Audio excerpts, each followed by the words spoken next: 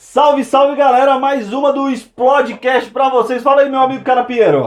O Eflon, a gente já pode começar apresentando, Já né? estão que vendo ele, que a aqui tá galera na já tá estica. vendo. Porra, eu tô me sentindo até mal, viu? Eu tô meio desalinhado perto de um cara desse, da elegância desse rapaz. Então, senhoras e senhores, como o Eflon disse, sem mais delongas, Álvaro Batista de Lima. É isso mesmo, né? É isso mesmo, senhores.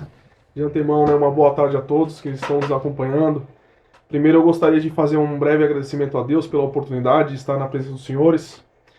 Né, e até peço licença aqui para poder oferecer, né, o programa de hoje, o episódio, a uma pessoa que eu tenho muita consideração, né, que é hoje meu primo, e que, né, em especial, esse podcast hoje eu ofereço a você e a todos os nossos ouvintes, né, do Explodecast, aos meus familiares.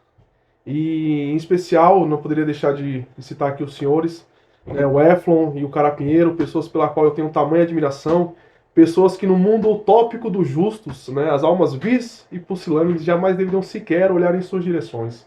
Então, logo, senhores, muito obrigado pelo convite. Alimar, que satisfação ter você aqui. Satisfação demais, Alima, você não tem noção. E já em primeiro lugar, a gratidão é nossa pelo seu tempo de estar aqui, porque a gente sabe que é um dia especial. Conta Não, pra galera, cara. Não, primeiramente, que português impecável. Não, o cara... Olha a estica, olha a estica. Eu não sei falar português tão bem quanto esse cara. Mas, senhoras, é aniversário do Álvaro, senhoras e senhores. Senhores, hoje, né, como eu disse no início, é mais um ano, é mais um dia para mim poder agradecer a Deus. E aí no auge dos meus 3.0, né, até alguns ficam com vergonha, mas eu entendo que também faz parte da vida, né? É o ciclo natural da vida. Então, mais uma vez, muito honrado aqui que tá com os senhores e comemorando meu aniversário em grande estilo, né? Cara, isso é sensacional, Alimar. E às vezes a gente fala assim, mais um ano de vida. Cara, mas você acredita que eu penso assim, é menos um ano? Porque o que você completou até hoje, aquilo lá atrás já era. Então foi menos um, só que a experiência que você tem hoje, tudo que você viveu, o que você pode aprender de coisas novas agora.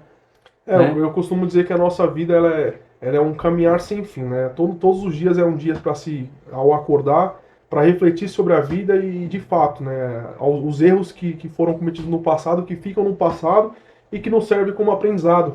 Né? E todo dia é um dia novo para se aprender e recomeçar. A vida é um eterno perde-ganha, né, Álvaro? É mais ou menos por aí. O perder um pouco de nossa vitalidade e ganhar bastante experiência. Isso se você tomar pela vida por essa, né? Exato.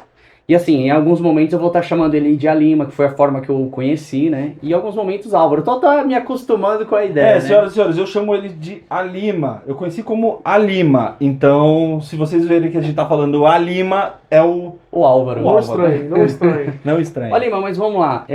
Conta um pouquinho de quem que é o Álvaro. Conta pra galera aí, pra galera saber um pouquinho de você. O que você pode contar pra gente? Da onde que o Álvaro saiu? Bom, o Álvaro, ele é natural para quem conhece e tem uma certa intimidade, de Itaquaquecetuba. Itaquaquecetuba. Então, em 29/4/93, né, ali nascia o Álvaro Batista de Lima, né? Então, eu sou oriundo de Itaquaquecetuba, né? Muito honrado e, assim, sinto muito orgulho de dizer que eu pertenço à cidade de Itaquá. Atualmente, mesmo não morando na cidade, atualmente eu moro em Suzano, mas guardo um grande carinho e afeto pro céu de Itaquaquecetuba. Itaquá. Conheço um pouquinho lá também, lá. Cidade maravilhosa. Passei ótimos momentos lá e é isso aí, senhores. Vamos pra Álvaro, cima. como foi sua infância, Álvaro? Como que é o menino Álvaro, o garoto, menino moleque Álvaro? Que se tornou esse homem. Que Conta se um pouquinho. tornou esse homem com esse português de fazer inveja à Academia Brasileira de Letras. Olha, eu costumo dizer que o Álvaro, né, teve uma infância muito feliz. Né, eu venho de uma família, apesar de humilde, eu costumo dizer que eu vivi uma infância muito feliz. Né, muito feliz, tendo em vista que eu tive a oportunidade de poder pisar ao chão, né, descalço, né, correr. Na época de moleque eu gostava muito de empinar pipa, acho que... Nossa, sensacional, cara. Acho que talvez ali era o meu maior divertimento ali na infância. Eu tinha muitos primos, apesar de ser filho único, eu tinha muitos primos, então foi uma infância muito boa, uma infância que eu aprendi muitos valores, né, com a minha avó, né, onde ela estiver, sempre olhando por nós. E ali eu aprendi a ter muitos conceitos de como que de fato a vida ela é importante, ainda que na simplicidade. Então, a minha infância ela foi recheada de coisas boas e que eu guardo na memória com muito afeto e carinho. Caraca, fantástico. Gente, antes de mais nada, eu gostaria de agradecer aos nossos patrocinadores, certo, Cara Pinheiro? Exatamente. Vamos falar um pouquinho deles, velho? Na verdade, não são nossos patrocinadores, são nossos parceiros. Porque o estúdio do Explodecast hoje é um pouquinho do que é hoje devido a alguns parceiros. E a gente não pode deixar de mencioná-los. Muito obrigado, André, da Five Star. Gente, vocês querem suplemento de qualidade que vai chegar nas suas mãos em até 2 horas? André da Five Star vai falar com vocês lá no site no www.fivestarsuplementos.com. E as redes sociais vão estar aparecendo na descrição do vídeo. E um outro parceiro também que a gente quer agradecer muito aqui, que é a Pizzaria Dom Viana. Uma pizza fantástica. Pena que nós estamos gravando de dia, né, o Álvaro? Porque Senão o Álvaro ele ia ficar maluco com o sabor. Cara. a O cheiro da pizza é fantástica, Álvaro. A gente vai ter a oportunidade de ir lá comer lá com eles lá. Você vai se maravilhar, porque a pizza da Dom Viana realmente, eles estão, ó, de parabéns. Então, galera de Guarulhos, não se esqueçam. Onde, cara, qualquer outro lugar. Pede pra entregar em Suzano e Itaquá. porque Pô, eles vão se excelente. virar. Mas, ó, tem um detalhe. Não se esquece do quê? Fala que viu no Explodecast. Fala que viu no Explodecast que a pizza vai chegar pra vocês top. E, gente, antes de mais nada, dá um like aí pra gente aí. O seu joinha vai fortalecer demais a gente. Comenta esse vídeo, compartilha, que vocês vão ver que entrevista fantástica com o nosso querido amigo Álvaro. Álvaro, então vamos lá. Conta um pouquinho pra galera o que você faz hoje. Eu acho que a galera tá curiosa. Não, calma. Calma. É babei aqui.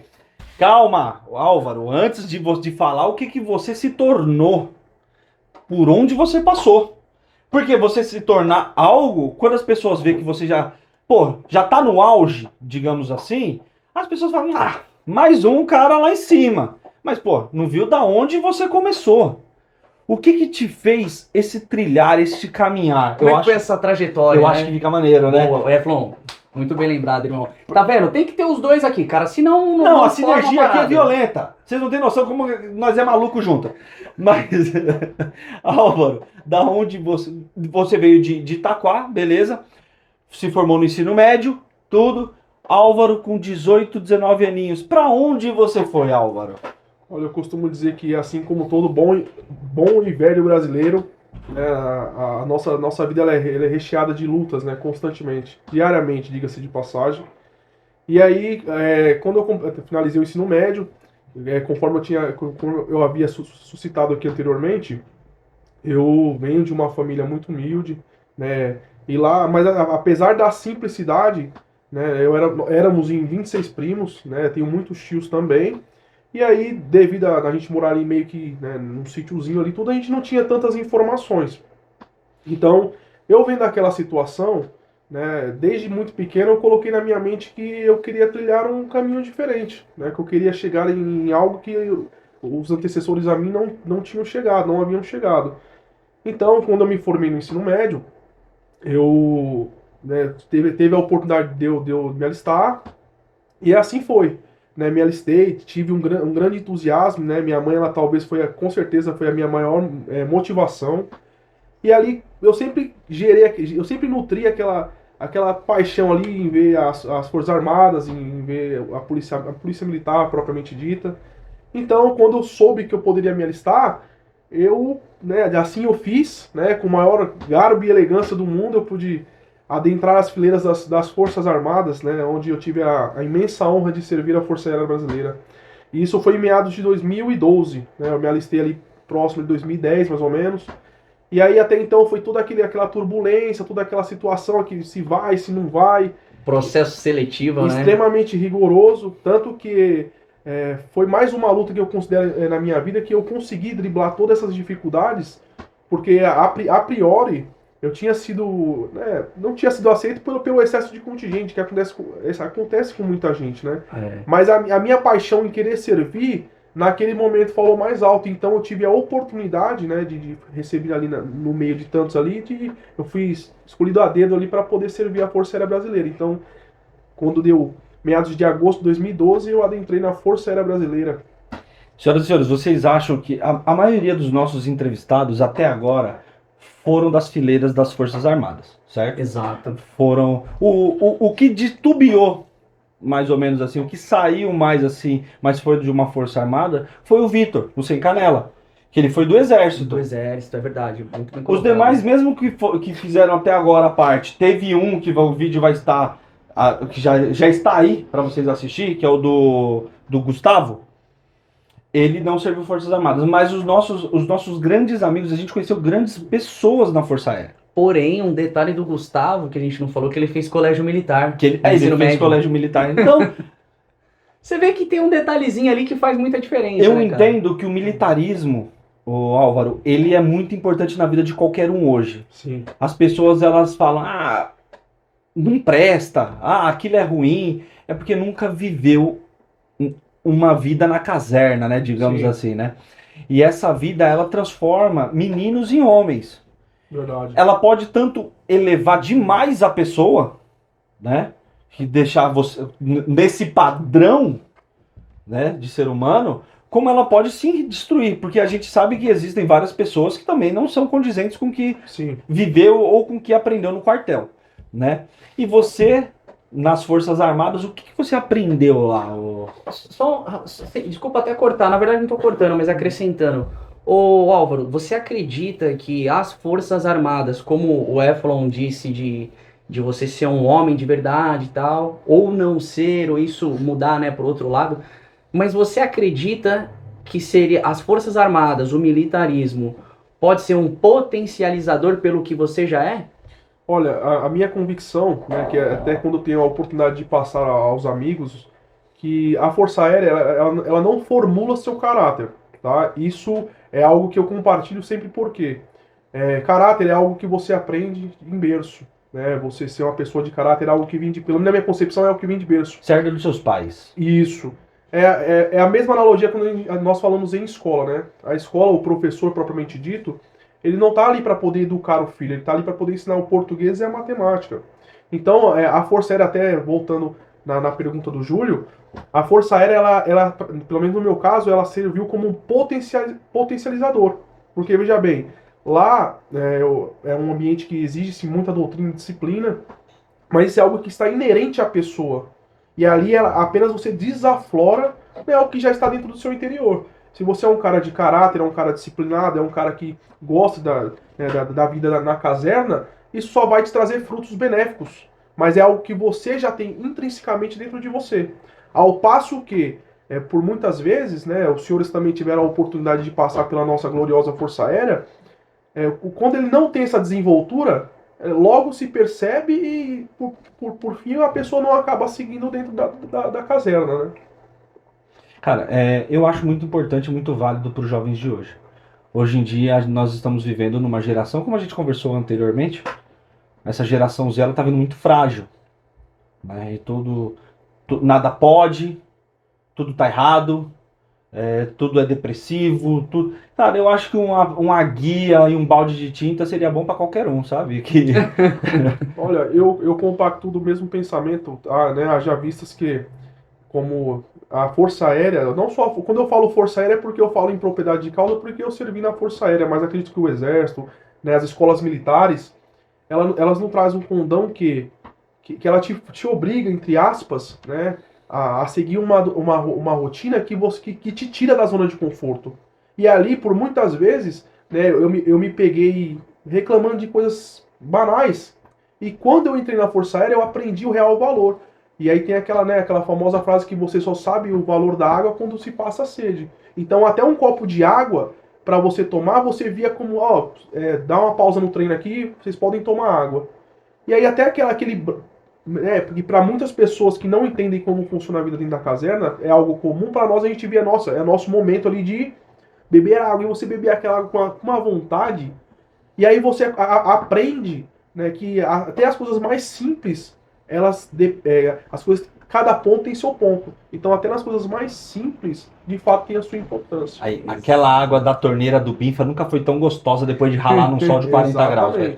Sabe aquela torneirinha do Binfa lá do fundo? E eu ainda digo mais. Como o Álvaro falou da infância, aquela água da mangueira, assim, ó. Raiz. Que era direto da rua. Raiz. Agora se você toma, você pega a virose, né? Agora, Raiz. mas a... Aí, ato contínuo, né? Eu, em meados de 2012, eu, né, consegui adentrar nas fileiras das Forças Armadas. Né, lá, né, tive a oportunidade de conhecer pessoas maravilhosas. E aí, em 2012, eu fiz o curso de formação. Até então, eu não sabia o que era as Forças Armadas, né? Justamente por falta do conhecimento e da oportunidade. Porque a grande questão que hoje que eu vejo na sociedade é a disparidade de igualdade.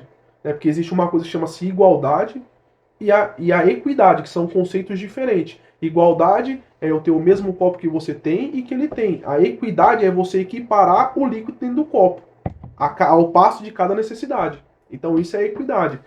E aí, quando eu entrei na Força Aérea Brasileira, eu percebi que ali seria a chave que mudaria a minha vida. Não pelo contexto em si de estar entrando, mas pelo que eu vislumbrava no meu futuro. Porque de todas as opções que eu tinha na minha infância, eu posso aqui afirmar para os senhores que a Força Aérea, literalmente, ela mudou a minha vida. Caraca, velho. Gente, abra seu dicionário, porque as palavras desse homem é bonita demais. Anota, vai anotando, escreve no papel. Vai anotando. E olha, ele não fala dessa forma porque tá gravando, viu? A forma que ele fala, cara, esse português seu. Da onde que vem esse português fantástico de verdade? Porque isso já faz parte da identidade dele, né, cara? Ele fala, você fala com português assim que Olha, muitas dessas palavras muitas pessoas não vão conhecer. eu sempre, né, fui um amante da língua portuguesa, né? Eu sempre gostei muito do portar em si, né? E eu sempre achei, como bem dito aqui anteriormente, quando eu vi um militar na rua, o que me encantava era justamente a postura que aquele né, policial ali, a gente observava e via todo aquele aprumado, né, do fardamento, da postura, da ética. E assim também serve a língua portuguesa, né? A nossa língua pátria. Então eu sempre gostei de, quando eu via alguém se comunicando e falando as palavras, não só por serem belas ou difíceis, mas sim quando você vê alguém se expressando, hoje eu digo que a nossa maior arma, né, é a nossa expressão. E tudo que sai da nossa boca, as palavras geram consequências, sejam positivas ou negativas. Então daí que veio todo, né, a minha vontade, a gente vai entrar nesse assunto logo mais, depois que eu iniciei, né, o curso superior, de poder falar bem, de saber me expressar, né, e é igual eu falei, é um estudo constante. É um estudo constante onde a língua portuguesa ou qualquer outra matéria que você se debruça a estudar, requer um estudo ad eterno, ad eterno. Cara, e tudo isso que, Álvaro, você tá falando agora, serve de dica e ensinar muita gente que tá nos assistindo. Então, para ficar um negócio assim muito mais interessante, eu gostaria mesmo que o Álvaro contasse essa trajetória até onde ele chegou, e depois dele contar até onde ele chegou, a gente pode falar desses pontos para ajudar a galera que vão servir até de cortes do vídeo para um determinado assunto. Então conta aí dessa trajetória até onde você chegou e a gente vai entrando nesses pontos aí que a gente pode ajudar a galera. Certo. Então, em 2012 eu iniciei o curso de formação de soldados, né? Entrei na Força Aérea como recruta, me formei S2, soldados, que é talvez para quem não conhece, só para poder, né, norteá-los. Soldado de segunda classe, conhecido como vulgo S2. Vulgo, né? S2, Então, assim, ou para os mais íntimos, né, S2 Coração, né, que também tem esse verbete, dos mais antigos. Só que, assim, durante a minha trajetória, mesmo sem eu conhecer ninguém, eu até falei pro Efon nos bastidores que nós também temos que nos aprender a nos amar. E das formas de se demonstrar amor a si próprio é você também enaltar suas qualidades. E também saber reconhecer os seus defeitos. E eu via que a minha maior qualidade não era a minha inteligência, não era a minha força física, não era meu tamanho, não era nada disso. A minha maior qualidade era a perseverança. Era a perseverança, que ainda que eu não conhecesse aquele meio, tudo que eu me proponho a fazer, eu procuro fazer da melhor forma possível. Desde de lavar um copo ou a me debruçar de fato a estudar. Então, quando eu me deparei naquela situação em que eu não conhecia ninguém na Força Aérea, que eu não sabia diferenciar o cabo do S2, do sargento, porque por falta da informação, eu falei, aqui eu quero ser o melhor. Ainda que o meu melhor não seja o melhor, mas eu tenho que ter a consciência que eu fiz o meu melhor. Então, fiz o curso de formação, de 140 militares eu me formei o recruta padrão. Após isso, né, foi até uma história que eu sempre costumo dizer que, às vezes, os nossos anseios, eles têm que ser diferentes dos nossos projetos.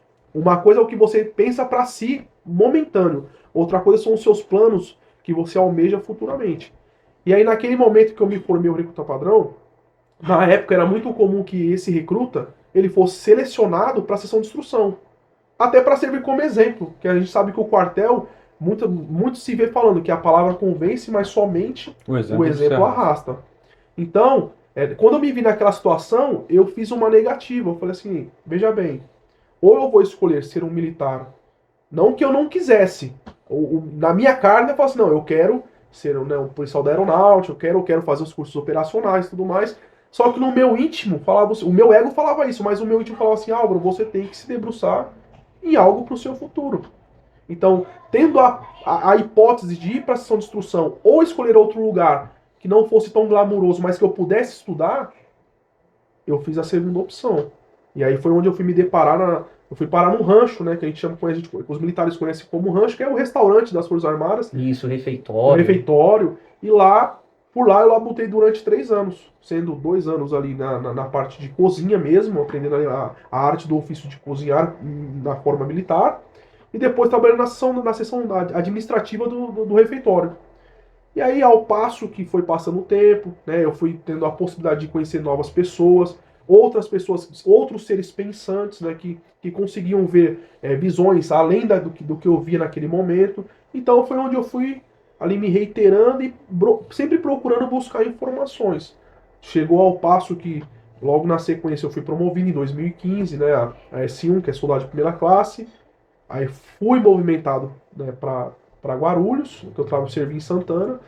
E aí quando foi em 2017 eu virei cabo. Só que dentro dessa trajetória aconteceu muitos pormenores que fizeram chegar aonde eu cheguei hoje. E isso aí ao decorrer, né, conforme fosse se desdobrando, eu vou informando os senhores. Desses desdobramentos que você teve na sua vida, você me falou uma vez que teve uma pessoa que foi fundamental e crucial para o seu desenvolvimento de hoje. Sim. Certo? Bom, eu sempre me pautei, né? Eu sempre me pautei, certa feita, eu me deparei com uma pessoa na Força Aérea Brasileira, hoje um grande amigo meu e até considero até um mentor meu, né? Que alguns conhecem como André Luiz, vulgo, né? Cabo Luiz. E foi uma pessoa pela qual eu tenho grande estima, tendo em vista que, né, ali, em muitas situações, sempre de fato, me orientou ali no que tange ali a vida militar, os prospectos e tudo mais. E aí, quando eu tive a oportunidade de conhecê-lo, foi quando eu tive na visão ali, meio que abriu mais o leque, eu comecei a ter todo aquele norte ali e tudo mais. E aí foi onde eu fui parar, né, na base aérea. Até voltando à sua pergunta, perdão, qual que era a pergunta? Desculpa. Das pessoas, nesse leque todo aí, tudo da sua trajetória, as pessoas que te influenciaram a se formar o que você se formou hoje. Ah, entendi. É boa, verdade. Então aí que acontece? Então, o porquê do Cabo Luiz eu falei isso daí, que foi uma das pessoas fundamentais, né, que ali me incentivaram, que me nortearam, e que eu via que era um ensinamento gratuito. Porque quando você ensina querendo o auto-reconhecimento, se torna soberba.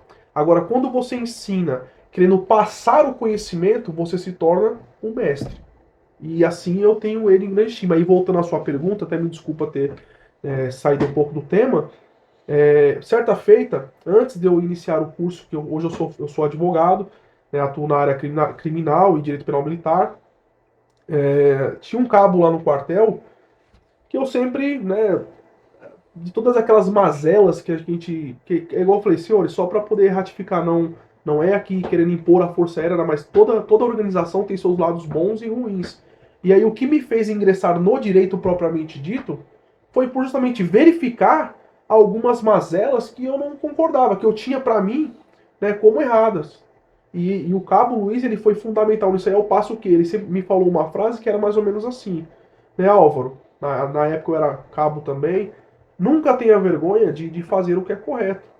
E isso tocou em mim tão profundamente que toda vez que eu tenho a oportunidade de dizer para alguém nunca tenha vergonha de fazer o que é correto, isso é em todos os sentidos da vida.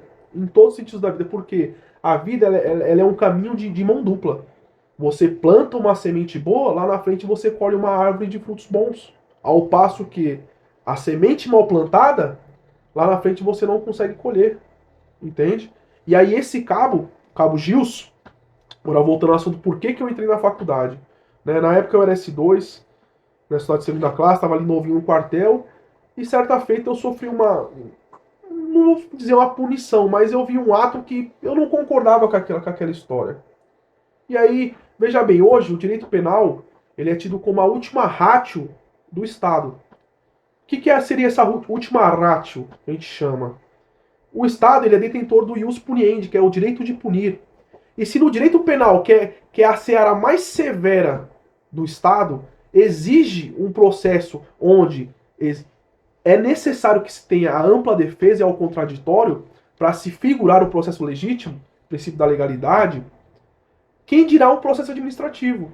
Então, quando eu me vi sendo punido de forma velada e ali eu não pude me defender, naquele momento me despertou a vontade. Não, eu tenho que captar conhecimento para que eu não permita que aquilo aconteça comigo novamente. Tá entendendo? Nossa, seria maravilhoso se o cara tentasse te punir agora. Nossa, ia ser de lavar a alma. Então, e aí, né, eu buscando todo esse conhecimento, eu encontrei, né, com esse cabo Gilson, eu sempre vi ele ali jantando tudo, e aí eu cheguei. Posso falar com o senhor, todo aquele milindro militar, né, que a gente sabe como que é ali do quartel.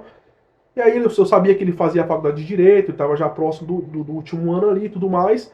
E aí ele se formou, né, ele era cabo, aí ele se formou na faculdade, ele deu baixa.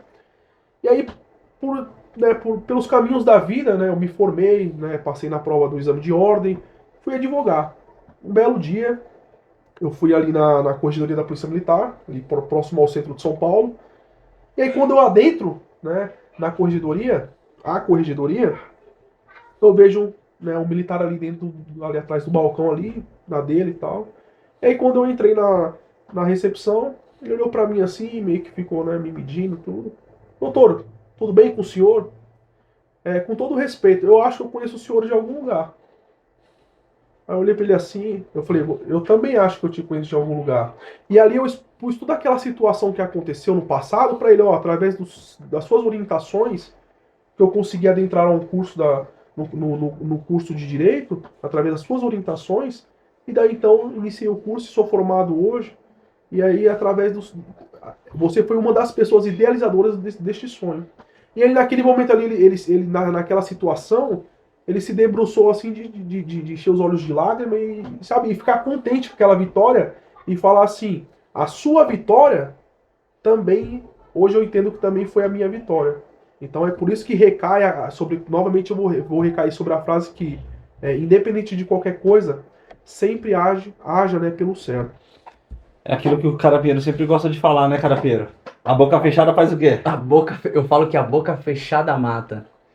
E você vê que foi uma questão de decisão por causa de uma pergunta que ele fez pro Gilson, né? Isso. E se ele não abre a boca pra fazer essa pergunta, cara? E aí? E se ele tivesse, talvez, o medo, né, de... A gente sabe como que é no quartel, né, de às vezes chegar numa pessoa e... Como será que ela vai me responder? Mas ele não teve medo. Eu acredito que foi algo que foi... que veio de coração, que veio do seu coração, que falou, não, preciso fazer uma pergunta pra ele, como mudou a vida dele, né? Você é bem no intuito do Explodecast. Explodecast aqui, claro que a gente quer um dia poder ter um rendimento daqui, né, Júlio? A gente quer poder ter um rendimento daqui porque a gente quer viver fazendo isso daqui. É isso aqui que a gente quer viver fazendo. Mas o Explodecast, se tiver uma pessoa aí, se você que tá vendo a gente comentar lá, por causa de vocês, eu mudei a minha vida. Valeu. Valeu. Valeu, com certeza. E aquela questão, eu gosto sempre de deixar bem claro isso, que o cara fala assim, você mudou minha vida. Não, a gente foi uma faísca, mas quem explodiu foi você. Certo. Você era a pólvora que precisava, aí pegou na faísca, Já era. e explodiu na vida. E me fala aí, Álvaro. Doutor Álvaro. Agora pode falar, agora é doutor Álvaro. Doutor Álvaro, quantas vezes militar padrão da Força Aérea? Olha, no meu curso de formação de soldado, né, eu fui, né, condecorado como recruta padrão, né, que é uma praxe até comum nas turmas de formação. E aí, posteriormente, como cabo, eu tive logo no meu último ano de Força Aérea, eu também fui condecorado como praça padrão, que é um prêmio concedido ali ao militar que, pelas suas virtudes, se destaca entre os seus pares. Então, é o que eu costumo dizer, que na Força Aérea, propriamente dita, eu entrei pela porta da frente e o que eu mais queria também era sair pela porta da frente. Então, ao passo que um garoto entrando ali em formação se tornou um recruta padrão, eu também saí sendo condecorado praça padrão. Nossa, isso. Não, cara, isso Isso foi é fantástico. sensacional. Mas Isso eu- foi fantástico. Eu só vou. Não sei se eu melhoro ou se eu pioro com a minha frase, mas infelizmente você não entrou pelas portas da frente, tá? Tendo em vista, usando um pouco do seu português, que o recruta hoje, infelizmente, ele é mal visto, né? Ele é mal visto. Ele é a base da pirâmide, né? Ele é o que sustenta o sistema, sim. Mas ele não entra pela porta da frente, infelizmente. Ele entra pela porta dos fundos, que é a porta de serviço. Você que está pensando em ser recruta, cara, antes de mais nada, eu não me arrependo nem um pouco, tá? Eu não me arrependo, eu sou muito feliz por onde eu entrei, por onde eu passei. Mas, infelizmente, é pela porta dos fundos. Porque a porta de serviço é a porta em que o oficial que está lá em cima, ele te vê como nada. Isso é fato. Se você está vendo a gente, você tem menos de 18 anos, 17, 16, 15, essa idade, cara, procura um pouco do conceito da Força Aérea. Eu acho que mais legal também é a gente passar isso. A gente fala sempre da Força Aérea aqui e a gente nunca fala como que é entrar pela porta realmente da frente, Sim. né? Por exemplo, você pode entrar na AFA. A AFA aí com certeza é a porta escancarada da frente. Explica pra galera a sigla da AFA, que às vezes. A AFA é a Academia da Força Aérea. Vai lá, editor! Academia da Força Aérea, tá, gente? Na Academia da Força Aérea você tem a opção de se tornar, acho que são 4 modalidades de oficial. Atualmente são 3, né? São- São o oficial, é o oficial aviador, É o aviador, a infantaria, que é a parte operacional, e o infan- intendente, que é o administrativo. Isso. Apesar também, assim, no que tange ao oficialato, tem outras escolas, né? Tem o ITA, que é o Instituto Tecnológico da Aeronáutica, que lá você forma engenheiro aeroespacial. Tem a EPICAR também, que é uma modalidade onde o adolescente ali, ele conclui o ensino médio. Agora vamos lá. IPCAR, editor. Escola Preparatória de Cadetes do Ar. É isso aí. Certo? Essa é onde você estaria frequentando o ensino médio.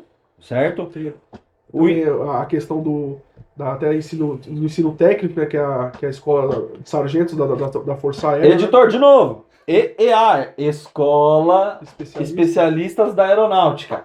É como se fosse mais ou menos assim. A IPCAR é como se formasse o ensino médio. Quando você vai para EAR, é como se você fizesse um curso técnico, trabalhasse numa área técnica, certo? A AFA é a pós-graduação, é a graduação, aliás, no qual que fosse como se fosse uma faculdade, né? Então é mais ou menos essa forma assim de se dizer. E você entrar pela porta da frente, real, é entrar pela AFA. Se você tem, eu acho, se eu não me engano, até 21 anos de idade a AFA. Salvo engano, hoje acho que até 23. Até 23. Salvo engano. Mudou, Isso. O aumentou. edital, acho que o último edital prevê até os 23 anos na data da inscrição, né? Então, galera, faça para AFA. Faça para EAR. Você já vai entrar ralando muito, com certeza. Não é fácil, nem um pouco. Mas entre por aí. É o que eu costumo dizer, né? Cada pessoa, né, tem as suas necessidades e tem a sua realidade, né? A minha realidade, diga-se de passagem, foi ter entrado como, né, recruta. Porque você não conhecia. Porque justamente pela falta de orientação. Mas hoje falar que isso não isso seria uma inverdade, né? Que eu estaria sendo leviano, porque haja visto que você, né, entrar como oficial, que já é uma posição que você vai seguir ali uma carreira, você vai ter, né, um plano de carreira, até como sargento também você vai ter um plano de carreira, se torna muito mais viável até para você poder vislumbrar no seu futuro, né, aspirações melhores. Como a gente estava falando ali, enquanto o nosso amigo Cara Pinheiro estava cortando o seu cabelo, né? Aliás, diga-se de passagem, o melhor, viu? Melhor, cara. Eu corto meu cabelo. O que tem do meu cabelo há mais de 10 anos com você, né? Tem acho que uns 11 ou 12 por aí. Por aí. Eu só corto meu cabelo com o Júlio Carapinheiro, viu, gente? O Alima também, depois que conheceu cortes e cortes do Júlio, pelo amor de Deus. Quer cortar o cabelo com o Júlio? Manda aí pra gente aí a mensagem aí. Quero cortar o cabelo com você, Júlio. Ele corta. Mas primeiro a gente tem que colocar também a importância do que é. Às vezes o pessoal fala assim, ah não, é só um corte de cabelo. O doutor Álvaro pode dizer qual que é, qual o significado, E com o que é todo- pra você. E com todo No garbo seu caso- e elegância, como você falou pra gente. É. O que é, no seu caso, cortar um cabelo? O que significa pra ti? Bom, eu costumo dizer que eu não sou um homem de muitas manias, né? E até aspecto visual mesmo falando. Mas algo que eu sempre gostei é do asseio pessoal, né? Acho que como minha avó sempre me ensinou, né, meus pais, que independente da roupa, né, sendo velha ou não, é que em qualquer lugar que você chegasse, ela teria que estar pelo menos passada. Ela podia ser a roupa mais velhinha que você tivesse. Então eu sempre tive comigo que você, ainda independente da sua situação, você andar bem aplumado, te possibilita coisas que talvez você nem saiba que podem acontecer. Então eu sempre tive isso comigo de sempre ser zeloso em fazer minha barba, em cortar meu cabelo. Então pra mim é como se fosse uma ritualística. Eu sempre gostei de fato de manter ali sempre o corte aplumado e alinhado.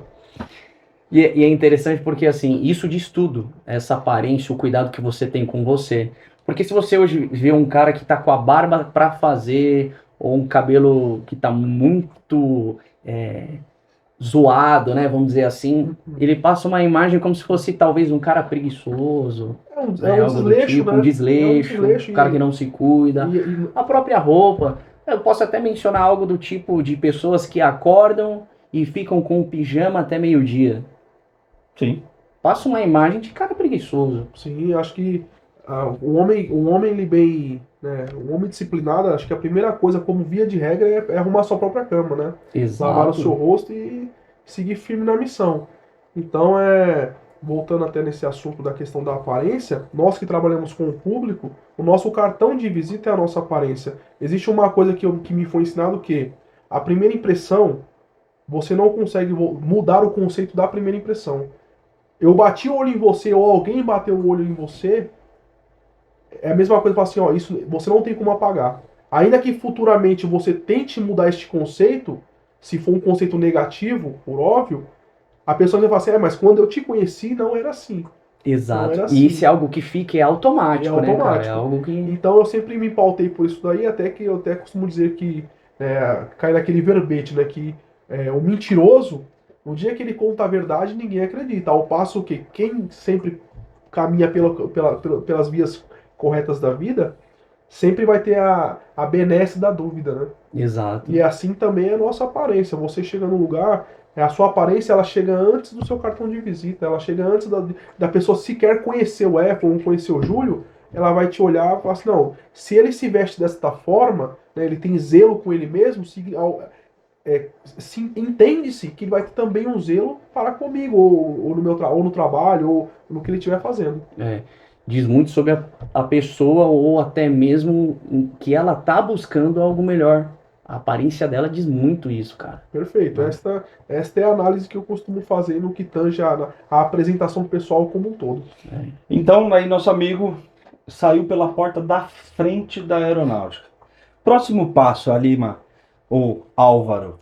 Próximo Ou passo. doutor Álvaro. Qual que foi o próximo passo? Você falou pra gente nos bastidores que você sofreu algumas coisas. O que você sofreu? Como que foi quando você saiu do quartel?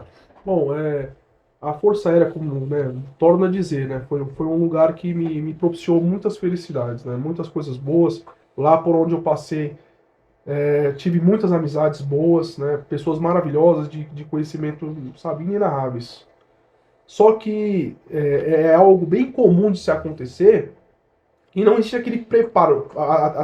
Por mais que nós sabemos que um dia vai acabar, o nosso coração ele não deixa de ser militar. Então eu me acostumei, quando eu chegava de manhã para me trocar, colocar minha farda, fazer minha barba, aquilo para mim soava como assim, era algo que eu me realizava. Era algo que eu me realizava fazendo tudo aquilo dali.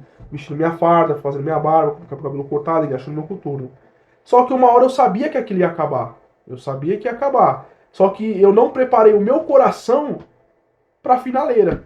Né? Eu não preparei. Tanto que depois, chegando logo na reta final ali, eu tava meio desanimado, e agora o que eu vou fazer? Ainda que eu já fosse formado, já fosse formado no curso de Direito, ainda assim eu vi no meu coração, o meu futuro seria dentro da Força Aérea, seja como um oficial, né, do quadro de apoio, do jurídico, mas ainda assim eu vi a minha vida permeando dentro da Força Aérea.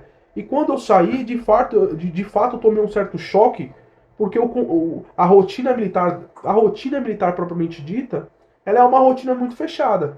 O seu círculo de amizade se resume àquilo dali, o seu dia a dia se resume àquilo dali. Então, quando eu saí, eu falei assim, opa, e agora? O que eu vou fazer? E aí a gente pode falar que muitos, né, que vão passar ou já passaram por essa mudança de ambiente. Sim. E toda mudança, né, Lima, ela nos assusta, Nos assusta. né? Então conta um pouquinho pra gente aí como é que foi essa trajetória a mudança de ambiente, os novos ares, as novas fases. Conta um pouquinho pra gente. Bom, aí. né, depois que eu me fui desligado da aeronáutica, e aí que eu me vi no mundo civil, como a gente costumava dizer, e aí eu vi que era um mundo que é um pouco diferente do que eu estava acostumado. Né? Era um pouco diferente, porque ali eu me senti de fato um pouco perdido no que tange o quê? O que eu vou fazer?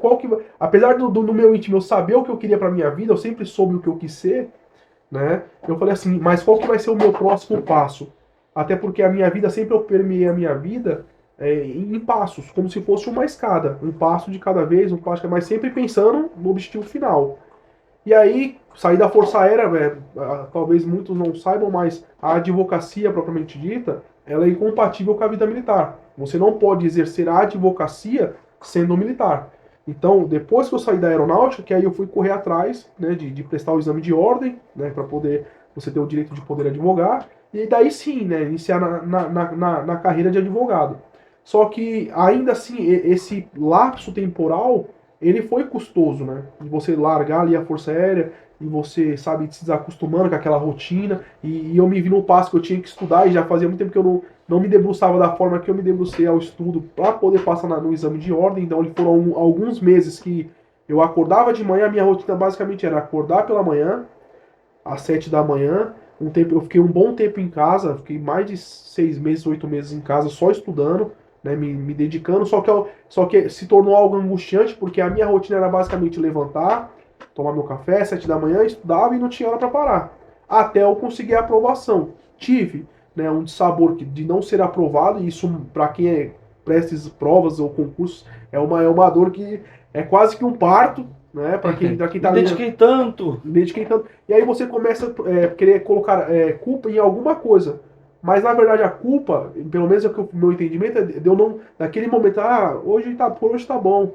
Eu poderia ter me esforçado mais. Então, se foi para culpar alguém, eu culpei a mim mesmo. E no outro dia, em vez de eu ficar lamentando, é óbvio que você sente o baque de uma reprovação, mas no outro dia, né, eu comprei um novo curso e Eu vou dar de Júlio Carapinheiro aqui. Manda, manda. Você que está procurando culpados para sua vida, eu vou começar e o Júlio Carapinheiro vai terminar. Porque a gente tem uma sinergia muito boa nisso, você sabia? De verdade. Eu começo uma parada, libero um gatilho nesse moleque e olha como que ele destrambelha a falar. Você que está procurando culpados na sua vida, culpa você. Por quê? Porque não tem esse negócio de transferir culpa. A culpa é toda sua. Não tem que buscar uma desculpa ou um álibi para não fazer o que tem que ser feito. Se você não fez, eu não consegui acordar. Cara, sabe por quê? Às vezes até despertou, né? Você quer acordar cedo, às vezes até despertou. Mas a culpa, sabe o que foi? Foi sua de não ter levantado. Não foi porque o sono falou mais alto, foi porque você não levantou. E esse seu negócio de você não ter achado culpados foi o que te alavancou. É que eu costumo dizer, né? Existe um momento da nossa vida que nós estamos inspirados, né? E a inspiração, ela é momentânea. Hoje você acorda, um exemplo, hoje você resolvi ser fitness. Aí você monta uma semana de cardápio, passou uma semana, você já tá mais ou menos assim, e aí você desiste. Mas por quê? Porque a inspiração ela é momentânea. O que faz você persistir no caminho é a disciplina. É a disciplina. E você todos os dias ali fala, não, o meu objetivo é esse, então todo santo dia eu vou levantar e vou pensar no meu objetivo final. Porque o que importa não é o final, o que importa é o processo. É o processo. Exato. É você viver esse processo. É porque é como se fosse aquele filme Clique. Ninguém consegue pular o processo. Você tem que passar pelo processo. O que determina o seu sucesso durante o processo é a sua constância, não é? Exatamente. É o que eu costumo dizer, que quando você tem perseverança e disciplina, eu até costumo fazer uma analogia que isso uma vez foi me falado, meu professor falou para mim assim, Álvaro, né, eu falei das minhas aspirações do futuro, o que eu sempre tive vontade de ser, ele falou assim, Álvaro, até hoje, né, até o presente momento, eu nunca conheci ninguém que não passou.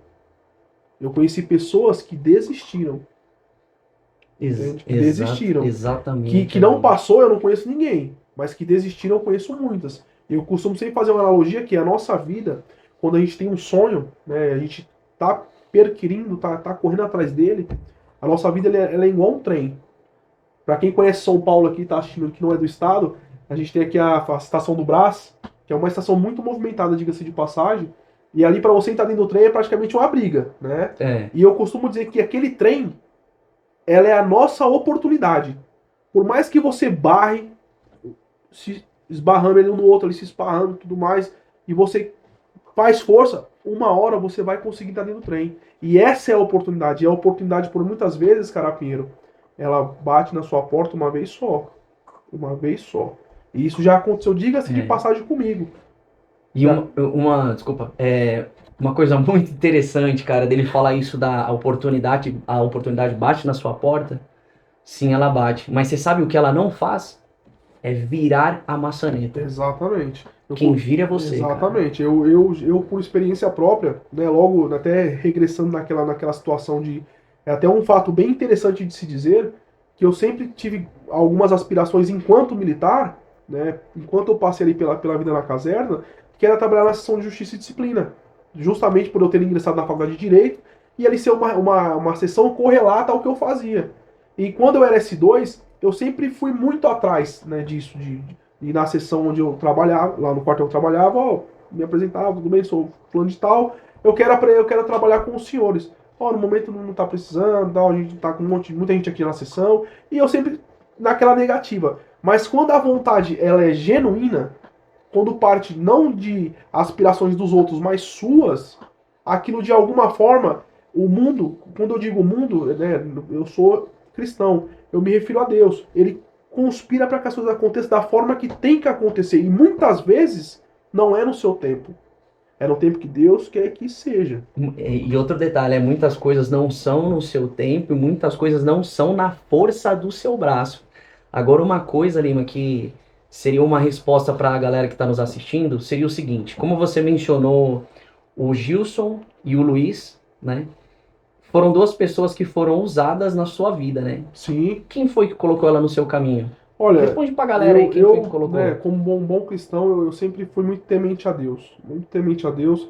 E eu sei que tudo na nossa vida acontece porque tem que acontecer, porque Deus, né, escreveu a história. E aí, no que tange a esse assunto em específico, por que eu tô falando isso? Porque por mais que você fale assim, nossa, as coisas não acontecem pra mim, não dá certo, tudo que eu faço tá dando errado. Mas a verdade não é. É Deus escrevendo a sua história ao passo que tem que acontecer na forma que tem que acontecer. Quando você olha para uma árvore, né, na árvore você verifica frutos maduros e frutos verdes, dentro do mesmo tronco. Isso quer dizer o quê? Que cada um tem o seu tempo de eclosão. Cada um tem o seu tempo de amadurecer. E aí, né, por devaneios da vida, quando eu virei S1, que eu fui transferido para Guarulhos, chegou ao conhecimento do Luiz, que ia, né, ia se apresentar o S1 que fazia direito. E o Luiz era da seção de Justiça e Disciplina. E aí eu, né, de férias ali sem saber de nada, aí é quando eu retomo novamente, que é quando a oportunidade bate na sua porta e você tem que estar pronto, porque não basta ela bater. Você tem que estar pronto para poder, não. É minha. É minha. Essa eu não vou soltar mais. Essa maçaneta eu vou abrir agora. Essa maçaneta vai ser minha. Mete o pé na porta. Mete o pé na porta. Nem abre, nem gira a maçaneta porra nenhuma, arromba. Mais ou menos por aí. Então, mesmo sem eu saber, já existia toda aquela situação, aquele norteamento para que um dia eu fosse trabalhar na seção de instrução, mas não era na ação jurídica, mas não no tempo que eu queria, mas no tempo que Deus preparou para me trabalhar.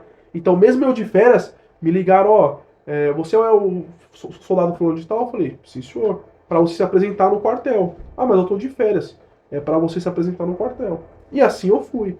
Quando eu cheguei lá, a minha primeira notificação foi: apresente-se na sessão de instrução, na sessão de investigação e justiça. Então, por mais que por muitas vezes a gente acha que o nosso tempo é o tempo certo, lá na frente você vai descobrir, não, tudo tinha um propósito. Tudo tinha um propósito. E através dessa sessão que eu tive a honra de poder conhecer, né, o Luiz. E, Presta rapidinho, aquela sua carteirinha pra mim. enquanto ele pega a carteira, eu vou contar uma coisa muito interessante. Que ele falou disso, você tava de férias, né, e tal. Tava de férias. E aí, aquele lance e tudo tem um propósito. E aí, muitas das vezes, eu já ouvi uma conversa de pessoas falarem assim pra mim. Ô, Júlio, mas nem todo mundo foi escolhido. Aí eu falo, eu concordo com você. Porém, todo mundo tem um chamado. Todos, não Sim. adianta, cara. Todo mundo tem um chamado. Senão não seria justo, né? Aí o Alima deixou bem claro uma coisa. É verdade, nem todos foram escolhidos. Quem que é o escolhido? O escolhido é aquele que obedece. No caso, ele acabou de provar que ele obedeceu, foi lá e... Galera, eu vou mostrar essa distância assim, porque nem é o caso, mas aqui está a carteirinha por quem tanto você lutou. Sim, É essa aqui que muitos advogados procuram e querem. sim. Quantos advogados por ano se formam? Olha, hoje, só em São Paulo, isso, né, no que tange a inscrição na OAB, já está beirando quase 500 mil advogados. Em São Paulo, no estado de São Paulo. Eu assim, num breve levantamento, eu acredito que aí já, só no Brasil existem, acredito meu que mais de, não sei, 2 milhões talvez. Cara, vamos imaginar cara, só quando você falou os 500 mil já é um número fantástico, Ah, certo? E quantas vagas abrem para ter isso aqui? é porque assim, o exame de ordem, ele não é um exame eliminatório. Ele é mera classificatório. Você atingiu a meta ali hoje é porque agora a prova mudou, né? Na minha época eram 80 questões. Só que a prova ela é permeada em duas fases. A primeira fase, que é a prova objetiva, e a segunda fase, que é a prova dissertativa. Na primeira fase, o mínimo de acertos teria que ser 40. Independente do. Você tinha que acertar 40 para você poder passar para a segunda fase. E a segunda fase, ela contém uma peça, né, onde o advogado ele atua ali, né, o candidato ele atua, né, como um advogado na tese defensiva. E além da peça, você tem que estruturar toda uma peça, também tem as questões ali que permeiam a segunda fase, que também são todas dissertativas. Só que essa prova, ela é uma prova que hoje, na minha concepção, é uma prova dificílima. Dificílima. Muitas pessoas que prestam o exame de ordem, não por falta de conhecimento, mas são vários fatores ali que interferem no dia do exame, seja o nervosismo, ou às vezes a pessoa está ali na situação, se perde no tempo, e além da complexidade que a prova também em si possui. Você sabe mais ou menos quantos advogados por ano recebem isso daqui? Olha, eu garanto que não são muitos. Não são, assim, pela quantidade de pessoas que hoje tem no nosso país, eu digo até que são poucas. Hoje você vê que o mercado da advocacia é um mercado que, por incrível que pareça, todo mercado tem o seu nicho e tem ali a sua estrutura. Mas eu costumo dizer, a advocacia ainda tem muito espaço para muitas pessoas trabalharem. Então, galera, para vocês verem que não é fácil você ter isso daqui, tá? E principalmente um cara que teve que se desdobrar entre trabalho, estudo, né? Para você ter isso aqui, você ficou 6 meses parado aí estudando afinco de sol a sol, Sim. né? Uma pergunta que a gente sempre faz aqui, o Álvaro, quantos nuncas, cara, você recebeu para você que você nunca ia ter isso daqui? Olha, eu parto da premissa que quando você vem de um lugar onde as coisas não são favoráveis a você, você já começa no degrau -2. E assim não foi diferente comigo. Né? Eu vim como eu já disse, eu vim de uma família muito humilde, e por muitas vezes, é filho de fulana, será que vai, né, chegar até tal lugar? Será que ele consegue mesmo? E muitas vezes eu evitava de falar as minhas aspirações, por justamente eu ficar naquele receio, será que a pessoa vai me desmerecer? Vai me desmerecer? Vai desmerecer minha pessoa? Então, por muitas vezes eu falava, a pessoa não colocava fé. Advogar. Tanto que quando eu iniciei o curso de Direito, eu não falei pra ninguém. A única pessoa que sabia, eu costumo dizer, você quer contar pra alguém os seus planos? Conte pra Deus. Conte pra Deus. É Ele para quem você precisa contar. Então, eu fiquei quase um ano na faculdade e ninguém sabia que eu estava cursando, fazendo o curso de Direito. Ninguém sabia. A única pessoa que sabia era minha mãe. Então, assim, por muitas vezes você vai se deparar com pessoas na sua vida que vai tentar te desmotivar. E isso é comum, tá? É o que funciona. E poucos são aqueles que vão lhe estender a mão, ó. Eu confio em você. E quando você escuta essa palavra que alguém confia em você, você não pode se dar o luxo de se auto-sabotar. Então é por isso que quando eu vi a minha mãe falar assim, filho, eu acredito em você, até porque o meu nome, como eu costumo dizer, tudo na nossa vida tem um porquê. Quando eu nasci, até o meu nome não foi por acaso. E hoje eu acredito nisso, que a minha história, ela já estava escrita. É que eu não sabia. Nosso livro nossa vida é um livro em páginas em branco, e ali a gente vai escrevendo. Só que quando eu nasci, a minha mãe olhou pra mim e falou assim, eu vou dar o nome dele de Álvaro. Porque Álvaro, na minha concepção, tem o nome de doutor. Então assim eu perquiri, e hoje de fato a minha mãe pode me falar assim, não, meu filho é um doutor.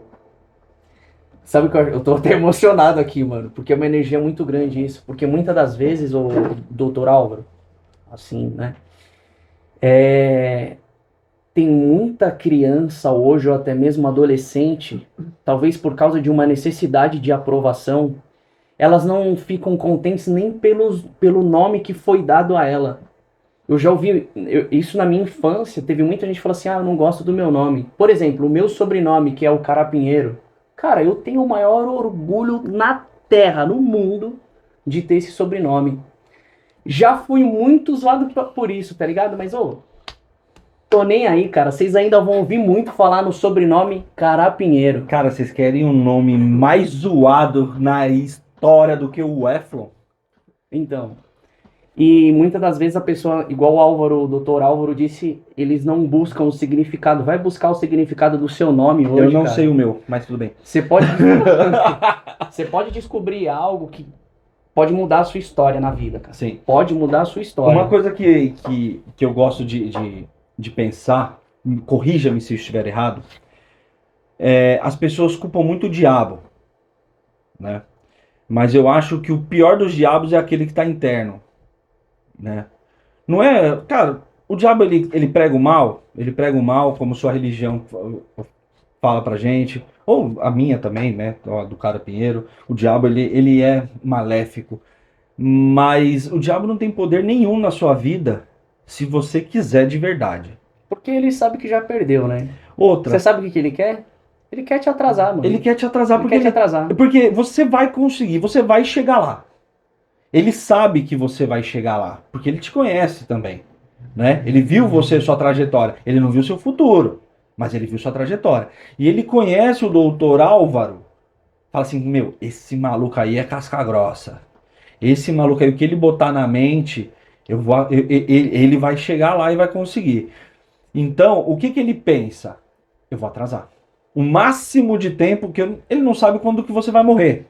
Mas ele vai te atrasar o máximo até tentar, opa, não chegou. E quando você dá ouvido a terceiros, né, que você não vai conseguir, é o atraso dele. O que eu costumo dizer o seguinte, né? Que quando você anseia por algo, né, isso até também recai no que tange a disciplina e tem algo que vai além. Né? Hoje, se eu tiver uma pessoa ao meu lado que me deu o devido sustento, quando eu falo sustento eu me refiro a quê? Vamos dar um exemplo aqui até bem simples. Eu iniciei fazendo musculação. Aí eu tô fazendo tal, mas nada é mais empolgante do que você ter um parceiro de treino. E aí, até nos dias que você estiver desmotivado, é que a pessoa, não, você vai comigo, vamos treinar hoje. Então, energias boas te puxam para lugares bons também. Ao passo que existem situações na nossa vida que por muitas vezes fala assim, pô, meu dia tá legal, hoje tá tudo bem, e do nada acontece uma coisa que chateia seu dia de uma tal forma que você fala assim, meu, tava tudo tão bem, e do nada gerou aquela tempestade, mas recai justamente no que o Efon falou.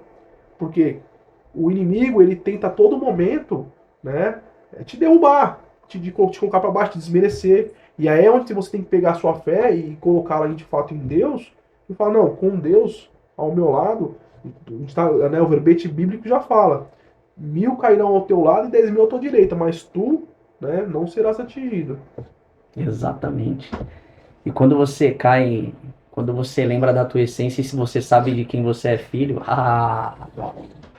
aí você vem pra quebrar o pau na terra, Você mesmo. só fala quem é teu pai. Aí já era. Nossa, enfim. Mas doutor, vamos lá. Aí você conseguiu o seu diploma da OAB, né? O certificado, aliás, Isso. né? Desculpa. Daí, como que sua vida se tornou daí pra frente? Como é que foi isso aí? Bom, eu vou, por incrível que pareça, né? Nem tudo que sempre a gente reluz, de fato, é ouro, né? É o que eu costumo dizer. Muitas pessoas veem, né, as nossas medalhas, mas não vê, né, as facadas nas costas, né? Que é o que a gente costuma dizer. Por mais que hoje eu tenho, né, o prazer de, ô doutor, tudo bem, tudo bom e tudo mais, não é fácil, né? A vida de quem quer, né? Isso, mas eu não falo nem no que tange só a área do direito, mas em qualquer pessoa que quer seguir a vida da forma correta, é uma vida cheia é uma vida que permeia muito sacrifício, né? Para você chegar no ponto A, por muitas vezes você tem que sacrificar o ponto B, né? Quantas vezes eu tive que deixar tipo jantares com familiares, aniversários e festas para poder me debruçar, né, ao estudo. E depois que eu me formei, quando eu achei que seria mais fácil, aí é onde eu vi, não, eu nem comecei na verdade. Eu nem comecei, porque depois que eu me formei na faculdade, que aí eu consegui lograr isso na aprovação do exame de ordem, eu falei, não, agora, porque quando eu entrei na faculdade, eu falei assim, não, na época eu tinha 21 anos de idade, quando eu tiver com, sei lá, 28 anos, 30 anos, eu já vou ser aprovado no concurso público. Esse era o meu pensamento. Daqui tantos anos eu quero estar aprovado no concurso público. Né? E hoje, eu completando 30 anos, eu vejo que não é bem por aí. Não é desse jeito tão mágico que isso acontece. Eu vou chegar lá e eu sei que eu vou chegar lá um dia. Mas tudo através de muito esforço e sacrifício. E aí depois que eu me formei e consegui, né, lograr isso no exame de ordem, eu demorei para poder ingressar na profissão como advogado. Né? Não foi tão simples a caminhada. Me fala uma coisa. Você tem um sonho ainda hoje? Olha, eu costumo dizer que existem situações, né? Sonhos e objetivos, né? Eu costumo dizer que os meus sonhos, eles são intangíveis, porque muitos dos meus sonhos eu não vou conseguir realizar. Salvo, né, a minha crença em Deus, que é no pós-vida, né, reencontrar os meus entes queridos, meus familiares. Mas hoje o meu sonho seria, né, poder viver eternamente ao lado dos meus pais, da minha família, ver minha família aqui, não ver pessoas doentes. Isso para mim seria um sonho. O seu Mas sonho tangível, aquele que você quer, o seu objetivo, o seu foco. agora, hoje, o meu objetivo, né, acho que todo mundo, quando inicia um projeto, talvez você até saiba a proporção que ele tem, mas você não sabe a dimensão que ele alcança. E aí, através de todos esses sabores da vida que eu fui observando e fui vendo, né, as desigualdades, eu falei, não, um dia eu quero chegar ao nível de ser um juiz de direito. Chegar um dia a conquistar a posição de ser um juiz de direito. Óbvio que também, né, pelo orgulho em si, em pertencer à classe, mas também de poder, assim como eu servi lá atrás na Força Aérea, através do meu trabalho, né, de fato, exercer a justiça. Que ali eu consiga ver uma injustiça e consiga intervir. Que hoje, como advogado, eu também consigo. Mas atuando como magistrado, você tem uma ampla situação ali que você pode interferir, né, de pronto ali no caso. A pergunta que fica também é: você sabe como chegar lá? Porque, digamos assim, as pessoas falam, ah, eu quero um carro. Mas tá, você quer um carro, mas você sabe como que você vai fazer para chegar no carro? Você vai financiar ou você vai juntar dinheiro? Já pegou o valor das parcelas e dividiu e viu se cabe no teu bolso? Mais ou menos disso que eu tô falando. Você sabe como chegar lá, a como ser juiz?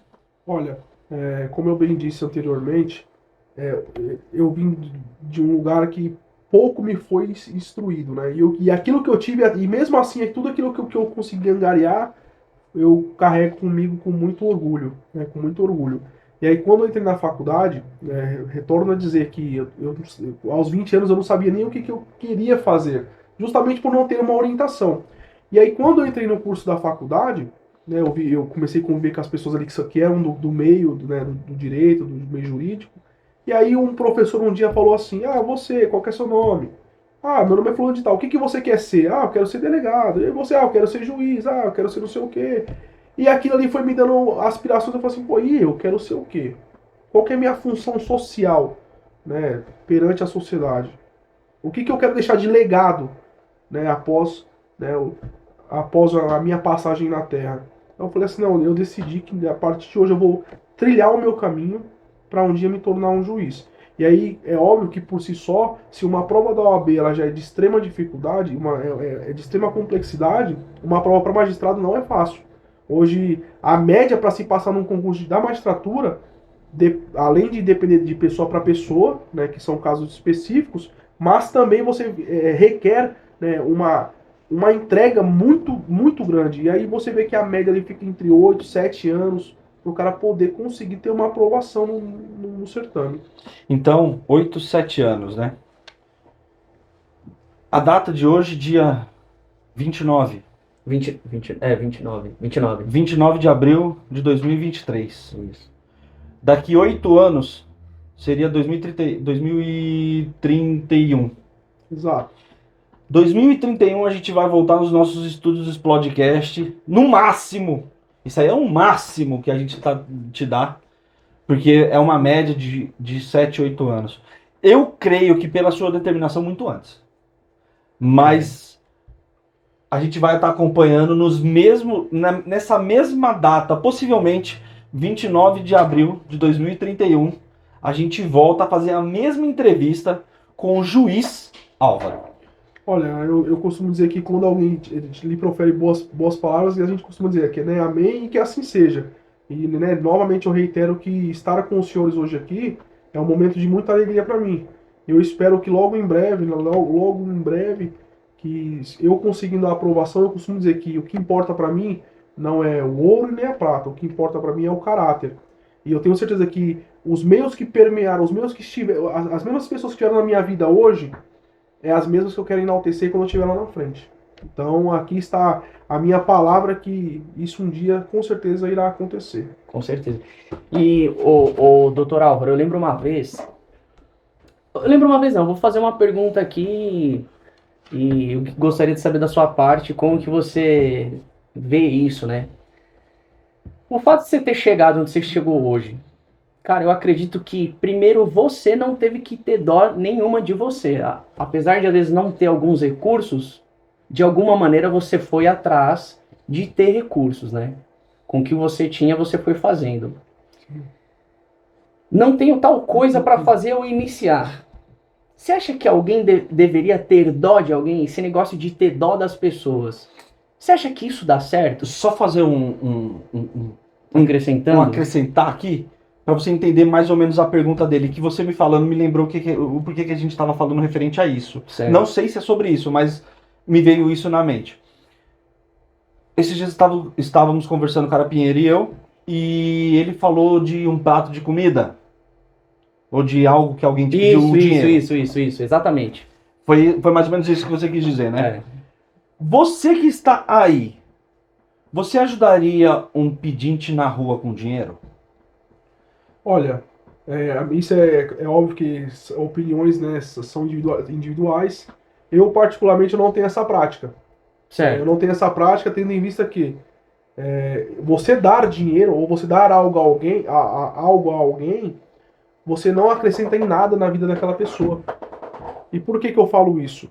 Porque quando você simplesmente você entrega, a pessoa ela não sabe o valor que aquilo importa. Aí recai até num assunto que é até muito comum hoje na sociedade, que é justamente quando você fala em criação, né, dos filhos. Às vezes o pai ele tem uma situação melhor e por ele ter passado uma situação mais difícil, ele quer entregar tudo para os filhos. E ali ele está criando seres humanos que não sabem o valor das coisas. Eu era muito feliz quando eu pegava um pipa na mão, que valia na época 20 centavos. Hoje, se você der um exemplo, uma pipa para uma criança, ele acha que é um nada, porque ele não sabe o valor real daquilo. Exato. De você correr atrás de um pipa que tá ali caindo ali, você conseguir pegar e toda aquela felicidade.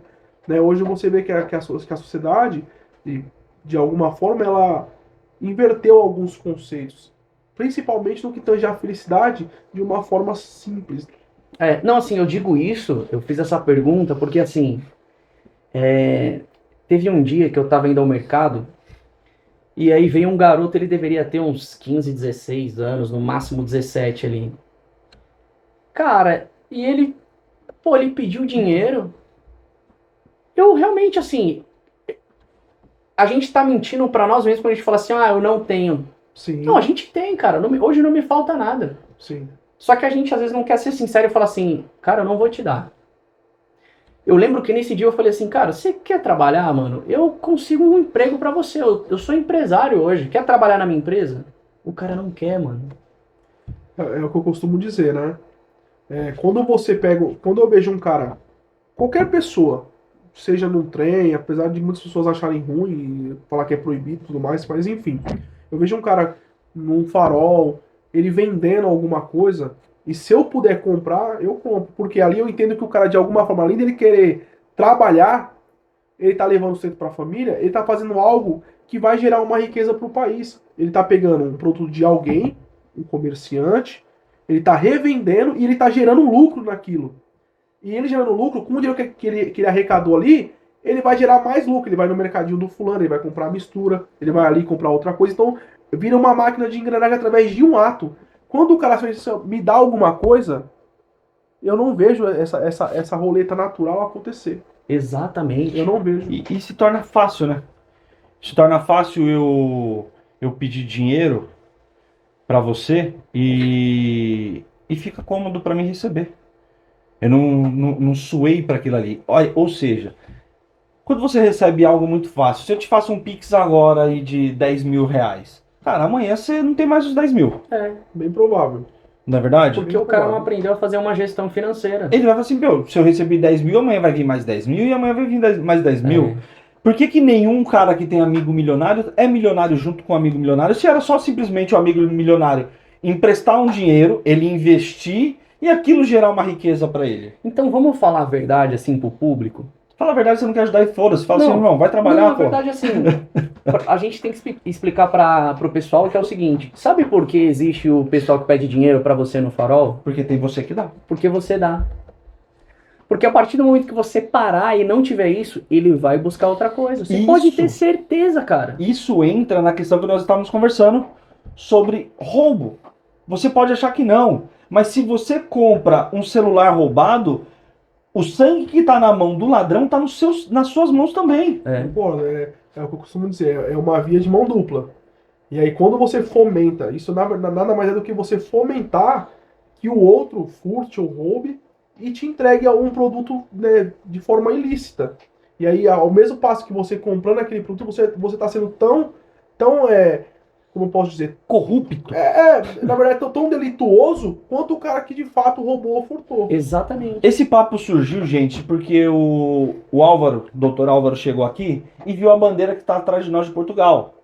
E a primeira coisa que ele perguntou pro Júlio foi: Qual foi a grande diferença entre Portugal e Brasil? Se de lá, de fato, quando você chega, se você tem, de fato, essa sensação, né, de liberdade no que tange a segurança, e aí, né, a resposta dele, por óbvio, que mesmo, retoma a dizer, são circunstâncias diferentes. A gente está falando de um país que tem 200 milhões de habitantes, mais de 200 milhões de habitantes, e um que não tem nem a população de São Paulo. Mas Exato. sabe qual que é a diferença? A diferença é que poderia ter 5 mil habitantes lá.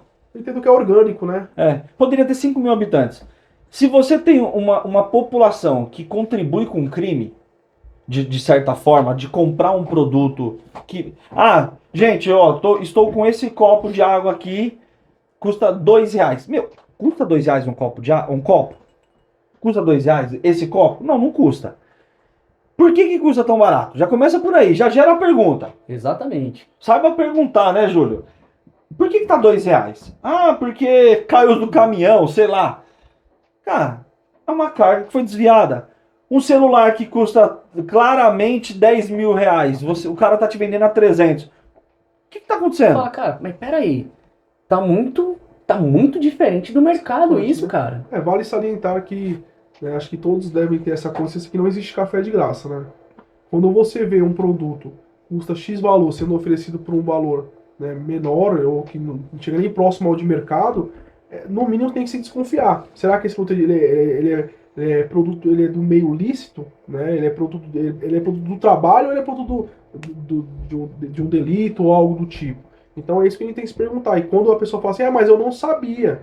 Hoje a lei, para os que não sabem, a lei ela diz, não existe a hipótese de não sabia.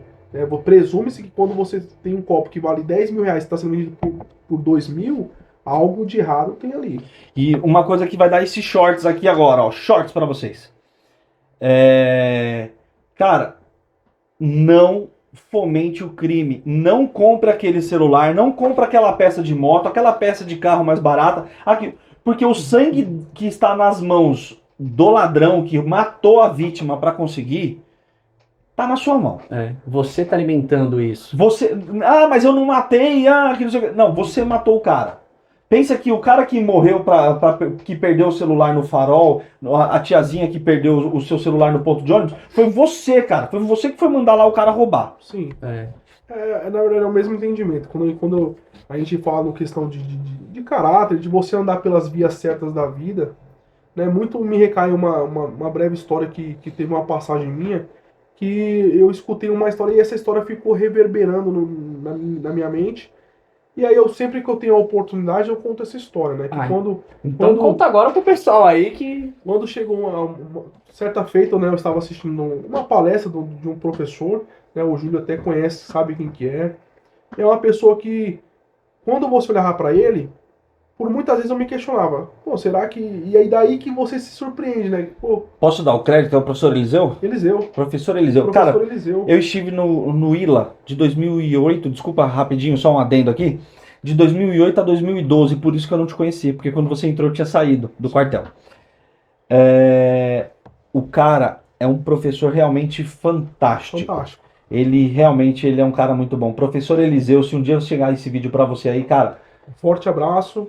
Pô, pessoa, né, de tamanha qualidade que permeia nos nossos pensamentos até hoje. Cara. E aí, né, certa feita eu assisti uma palestra, né, do suboficial de Souza, né, uma pessoa de grande valia também, um profissional exemplar, né, e ele me foi perguntado na palestra, colocaram assim mais ou menos no telão, qual que era a qualidade que você mais admirava no ser humano. E aí cada militar na época tinha que colocar, né, a qualidade que você mais apreciava no ser humano. E aí eu tava ali do lado do professor Eliseu, e ele vendo aquela história e tudo mais. Aí cada um colocou, o caráter, né, a bondade, a lealdade. E surgiu de tudo um pouco.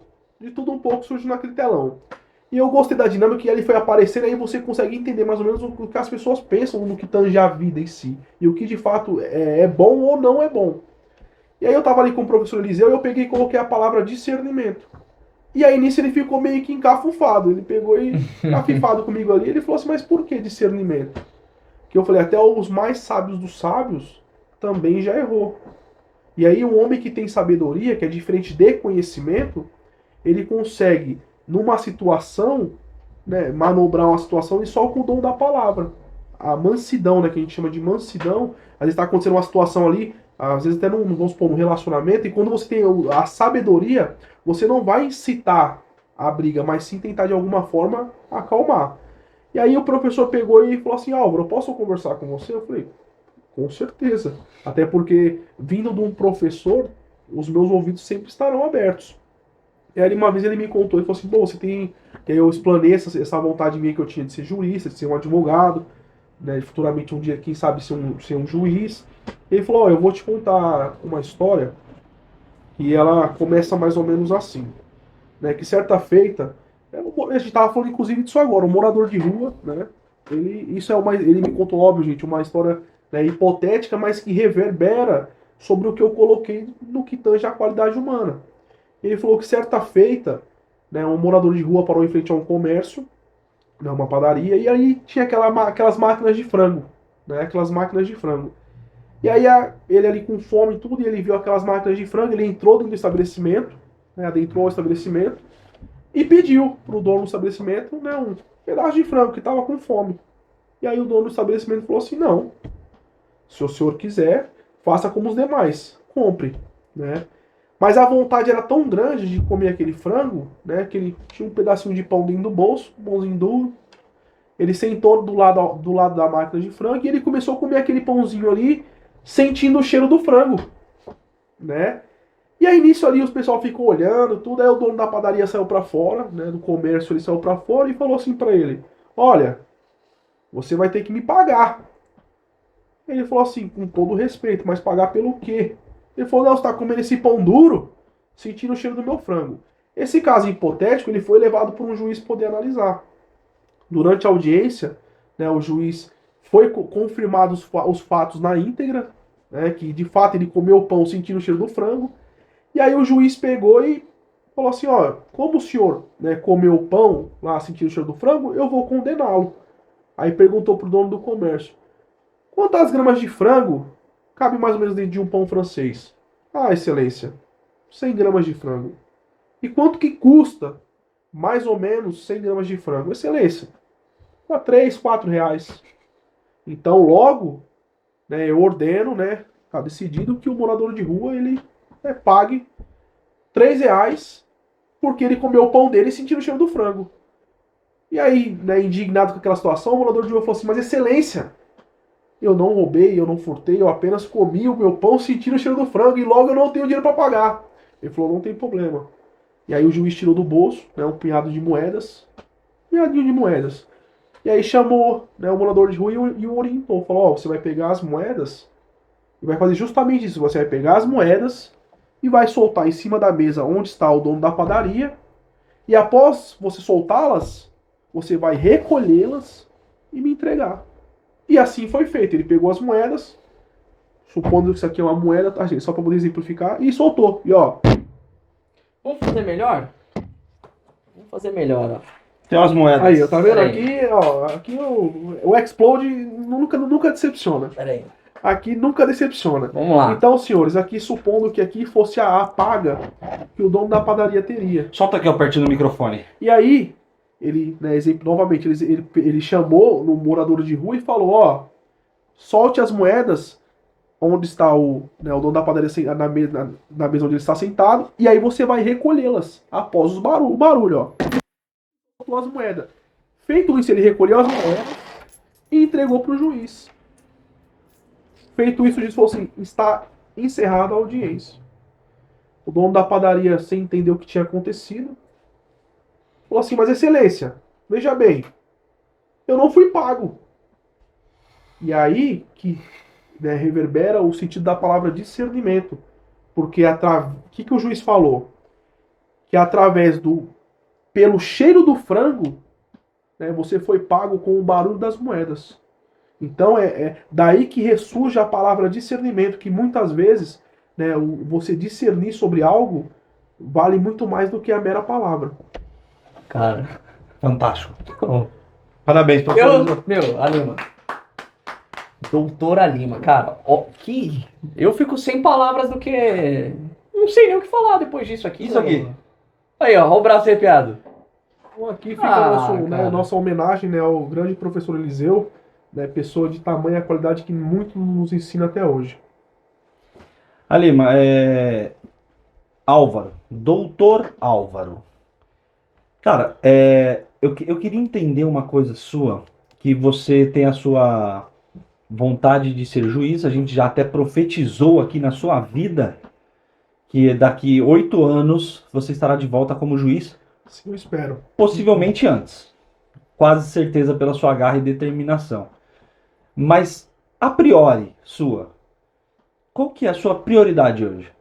Olha, a minha prioridade, eu sempre costumo dizer que eu sempre fui um cara muito visionário no sentido ao futuro, né? E mesmo, às vezes até me pego me cobrando se eu não deveria viver mais o presente, né? Porque, afinal, nós não sabemos o dia de amanhã. Mas hoje, né, o meu principal objetivo é, né, me estabelecer, né, poder propiciar uma vida melhor, né, tanto para mim quanto para meus familiares, para minha esposa e as pessoas que ali, né, rodeiam o meu círculo familiar. Porque, veja bem, você só consegue, né, ter êxito na vida, isso eu estou falando no que tange a questão profissional, quando você também consegue equilibrar as outras áreas da vida, seja a questão pessoal, a questão financeira, porque uma, intrinsecamente, reverbera sobre a outra. Então hoje o meu principal anseio é, através do meu trabalho, poder propiciar momentos. Porque o momento, ele é passageiro, então é através desses momentos que você consegue reverberar o sentido da palavra alegria. Exato. Ô, doutor Álvaro, vamos lá. A pergunta agora que vai para aquele pessoal específico que querem seguir esse mesmo caminho no caso do direito que você seguiu. Existe talvez um caminho, uma dica talvez poderosa, algo atalho. nesse sentido? Atalho eles não existem, né? Sim. Mas é como se fosse mais ou menos isso, que você fala assim, pô, se a pessoa for por este caminho, ela não vai sofrer tanto neste percurso. Qual seria um tipo de dica que você poderia passar pro pessoal que quer seguir nesse caminho que você seguiu? Bom, No caso do direito, né? Do que você se formou parafraseando hoje. até um ex-comandante meu, né? Que certa feita ele me entregou um livro, e no livro dizia assim: não me agradeça, né, apenas estude. Esse é o que falava no bilhete. Então, o que eu tenho a dizer no que tange ao direito, né, que é uma faculdade hoje, a princípio é uma faculdade que pelo menos são 5 anos, né? Hoje, o concurso público do nível de delegado, de polícia, né, de magistrado, promotor de justiça, são concursos que eles exigem, né, algum, como posso dizer, alguns pormenores. Por exemplo, para o concurso de magistrado, é obrigatório que você tenha pelo menos 3 anos de prática jurídica para você poder estar apto a prestar o concurso. Então são coisas que, antes de você prestar o concurso, é como se fosse tivesse fazer um checklist, né? É um checklist. Então você tem que ser advogado, pelo menos atuar como advogado ou ministrar aula. Tem que ser algo voltado, a profissão voltada para o direito. Vou dar um exemplo aqui, o oficial da aeronáutica que atua na área do direito, ele conta essa prática jurídica. O profissional que ele dá aula em faculdade também conta essa prática jurídica. O advogado também conta essa prática jurídica. Então, é pelo menos 3 anos ali que o cara tem que pagar o pedágio para poder estar apto, né? Que é uma das condições do concurso para poder prestar o concurso, fora outros pormenores, né? E aí o concurso, pelo menos é o que eu almejo, é o concurso de magistratura, ele é um concurso de extrema complexibilidade, porque são pelo menos 5 fases, né? Tem fase escrita, fase oral, né? É um concurso extremamente difícil. E por incrível que pareça, muitas vezes sobra vaga no concurso, de tão difícil que ele é. Que tipo, abre, um exemplo, 100 vagas, às vezes sobra 30 vagas. Porque às vezes os candidatos não conseguem nem chegar no final, né, das etapas ali para poder ser de fato togado ali. E a gente tá falando nos bastidores, uma coisa que eu quero trazer aqui agora, igual você falou da sua mãe, que serviu de muito incentivo para você, você mencionou uma outra mãe que, se a galera quiser pesquisar, a gente já quer mandar um abraço para ela também. A galera pode pesquisar nos nossos vídeos aí, o engenheiro da Petrobras. E nesse vídeo você assistiu, você falou da mãe do nosso amigo Renato Cossic, a gente já quer deixar um abraço para a mãe do Cossic mais uma vez. E você falou que, de certa forma, isso mexeu com você. O porquê disso? Olha, é o que eu costumo dizer, né? Nessa vida, quando você permeia pelo lado do bem, né, independente de coisas que aconteçam ruins na sua vida, sempre vai aparecer pessoas que vão te estender a mão. E aí, por até uma coincidência do destino, né, o Cossic, que outrora foi entrevistado aqui com os senhores, a gente tinha basicamente ali a mesma situação, né, que é, no caso, um problema de visão que eu tenho desde sempre, desde pequeno. Então, eu me vi numa situação que eu precisaria de uma intervenção cirúrgica nos olhos para poder estar apto ao concurso. E naquela época, mesmo sem conhecer a mãe dele, ou conhecê-lo assim, de uma forma mais íntima, como amigos, né?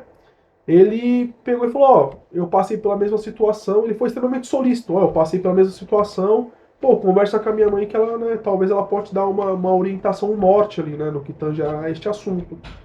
Então eu liguei para ela, né? Ela, na época morava em Brasília, mesmo sem ela nem me conhecer, ela falou para mim assim: Ó, Álvaro, o meu filho passou por tal situação assim, assim, assim, e foi me explicando toda aquela situação. E se você precisar de algum apoio, né, alguma informação, ainda até que jurídico, você pode estar entrando em contato comigo. Só que é o que eu falo, toda a semente que nós plantamos nessa vida, talvez a gente não tenha nem ciência disso. Mas uma hora lá na frente, você vai colher sem nem saber. Por isso que eu falo, quando você planta o bem, ainda que ele não volte para você naquele mesmo ato, uma hora o mundo, como se dizer, o mundo ele é, né, redondo, ele volta e te entrega novamente. Então aqui, mais uma vez, eu gostaria também de agradecer também ela, e não só ela, mas como muitas outras pessoas que de alguma forma contribuíram, né, na minha vida, para que hoje, inclusive, eu estivesse aqui com os senhores. Cara, olha que legal. Às vezes as pessoas nem sabem disso, mas olha a importância. Então, senhora, foi de extrema importância a ajuda fantástica que você deu aí pro nosso amigo Sim. Doutor Álvaro. Ô, doutor Álvaro, me fala uma coisa. Na área que você atua hoje, tem algo em específico que a galera mais te procura? Ó, tal assunto é isso aqui. Que o pessoal mais procura os seus serviços hoje? Olha, eu sempre fui um advogado atuante na área do direito penal criminal, né? Direito penal como um todo. Penal é Sim. processo penal. E aí também é o que eu costumo dizer. Por muitas vezes a gente fala assim, não, eu quero seguir isto, né? Mas muitas vezes a vida te entrega outras opções. E aí você pode fazer isto. E aí, conforme foi toda a minha labuta de poder começar a atuar na área e tudo mais, apareceu uma oportunidade para mim de atuar no direito penal militar. E aí, como eu já tinha, né, em outras épocas, eu fui militar, e aí eu falei, pô, tá aí talvez uma grande oportunidade. E assim foi feito, né? Fiz todo o processo seletivo, né, na empresa que eu trabalho, e aí consegui galgar, né, o cargo ali de advogado na área especializada do direito penal militar. E é uma área que ela é muito voltada no tocante a atuar em inquéritos policiais militares, em sindicâncias, procedimentos administrativos que são apurados para os policiais militares quando cometem transgressões disciplinares. E aí toda essa seara, né, que só para poder até deixar aqui exemplificado, o militar propriamente dito, ele pode ser punido, né, não só na área administrativa, mas tem outras searas que ele também pode ser punido, como na civil e na criminal. E uma independe da outra. Uma independe da outra. Então, aparecem muitas situações em que o policial faz determinada situação e aí tem que se averiguar tanto a fase administrativa, a área criminal e a área civil. E aí é onde a gente costuma atuar, nessas áreas. E aí todos esses procedimentos, em tese, eles são administrativos. Mas desses procedimentos podem gerar consequências em outras áreas, que aí sim recai nas áreas cíveis e criminais. Ah, E aí, por exemplo, numa mesma situação, o mesmo fato ele pode ser somente civil e criminal, ou civil, criminal e administrativo. Vocês podem se fuder em um monte de lugar. Entendeu? E aí, desse procedimento, geralmente o IPM é um procedimento inquisitorial, se ficar constatado que ele, de fato, o policial ali cometeu um policial ou qualquer outra pessoa cometeu algum crime, né, instaura-se o processo e no processo vai averiguar, né, A conduta do militar. militar. Mano, maneiro demais. Bom, infelizmente, nós temos um tempo limite hoje por recursos, né? Eu já vi ali há um tempo atrás e já está mais de 1 hora aqui conversando, por incrível que pareça. Eu gostaria que você deixasse. Quer fazer uma pergunta antes? eu acho que seria o que você vai fazer agora. Eu tava até já pensando em falar isso, da mesma forma que eu fiz a pergunta do que você poderia deixar para as pessoas que querem seguir nesse mesmo caminho. Eu acho que é isso, né, o Efon, que você ia Deixar uma falar. frase, né? Uma frase, mas aí no geral. Mais motivadora mesmo para as pessoas. Só que para as pessoas agora, no mundo, isso no mundo. A gente fala no Brasil, mas pode ter gente do outro lado do planeta que está nos assistindo. Olha, para finalizarmos aqui, eu até peço a licença aqui que eu separei um breve texto. E toda vez que eu tenho a oportunidade, né, que legal. de recitá-lo, é um texto que particularmente, né, quando eu reflito sobre ele, você começa a entender que nem tudo na nossa vida gira em torno de nós, mas de um bem maior, certo? E a gente aqui acabou até citando alguns professores, algumas pessoas, e aí o meu grande questionamento é, qual que é o real, né, significado da vida? Né? Significado da vida. E esse texto, né, em especial, ele me faz muitas vezes me remeter a esse tipo de pensamento. Que qual que é o seu legado na Terra? O que você quer deixar para as pessoas? Qual que é o pensamento? Qual é o sentimento que você quer que as pessoas lembrem de você? Não, eu conheci tal pessoa e ela deixou aquilo marcado na minha vida. Então, sempre que eu tenho a oportunidade, e já de antemão, já até peço permissão para os senhores para eu poder estar lendo aqui esse favor, texto. Por favor. Então, nossa câmera 2 aqui, ó. E assim, ele é óbvio que, né, por muitas vezes esse texto ele foi de suma importância na minha vida. E aí novamente quem me apresentou ele foi novamente o meu grande amigo Luiz. E aí esse texto inclusive ele foi para a minha monografia da faculdade. Quando eu tirava serviço no quartel, eu fiz questão de imprimir ele na folha e deixar na parede coladinho ali. Olha E aí só. toda vez que alguém entrava, né, eu pedia gentilmente para poder ler e assim refletir sobre a vida, porque por muitas vezes, né, a mera palavra, né, nos livra de um mal maior. Às vezes você não está no dia bom, mas só de eu falar uma palavra positiva para você, ali você talvez mude seu dia. E quantas vezes a gente não vê pessoas aí que tiram a própria vida, que se matam, se suicidam, às vezes por falta de uma palavra amiga, que por muitas vezes a gente tá observando e, pô, hoje eu vi o Júlio, ele não tá muito legal. Pô, às vezes será que custava eu tirar um minutinho do meu tempo e perguntar se ele está bem? Ou, ó, eu te amo, você é importante pra mim. E por muitas vezes, sempre quando alguém me manda uma mera frase de bom dia, no meu inconsciente eu penso, aquela pessoa tirou um minuto da vida dela para me dar atenção. Um mero bom dia. E por muitas vezes, um mero bom dia a gente não dá valor. E naquele momento, aquela pessoa estava pensando em você. E ela dispôs do tempo dela para poder dar atenção a você. Nossa. Então, sempre que você receber um bom dia, ou um eu te amo, ou que você tiver a oportunidade, abrace seu pai, abrace sua mãe, seus familiares, perdoe, né, até porque o perdão ele é de suma importância. Ou sempre que tiver a oportunidade, porque é o que eu sempre digo, enquanto estiver em vida, tudo é possível. Após a morte, somente no reencontro em Jesus Cristo. Só uma coisa rapidinha. Esse texto, você pode deixar a gente colocar na descrição? Com certeza. Então, Com para certeza. você que quer ouvir o doutor Álvaro falando, também estará aí, ó, na nossa descrição do vídeo o texto, tá? Aí você pode abrir agora, abra agora a descrição do vídeo, desce um pouquinho, rola até o último, lá vai passar os nossos patrocinadores, vai passar tudo lá. Lá embaixo vai estar esse texto que ele vai ler agora. Bom, basicamente o texto ele inicia assim. Prezado professor. Prezado professor.